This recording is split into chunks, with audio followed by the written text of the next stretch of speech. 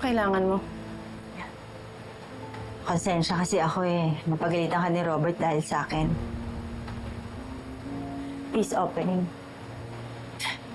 Pwede ba, Aling Susan, wag ka na umarte. Hindi bagay sa'yo. Sa'yo na lang yung cake na yan. Baka kasi mamaya may lason. Oo naman. Ipagbati na nga ako eh. Playing hard to get ka pa.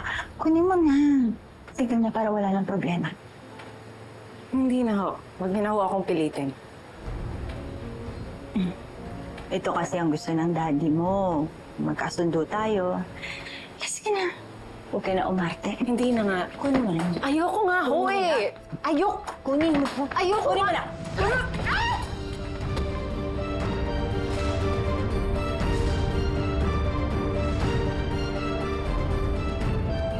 Oh my God.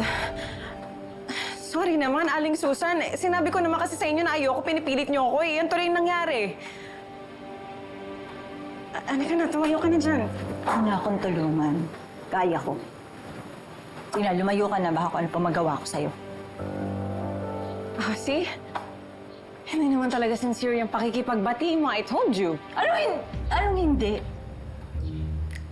Sincere. Ayaw lang talaga makisama ng mukha ko.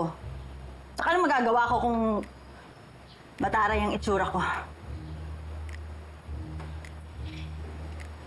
Okay, well, kung ayaw niyo po tanggapin yung tulong ko, napasok na ako sa loob.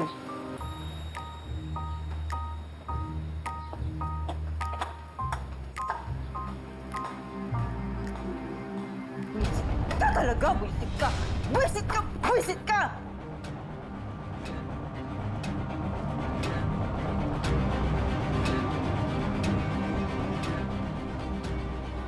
Kala mo tapos na tayo ah. Manda ka sa akin.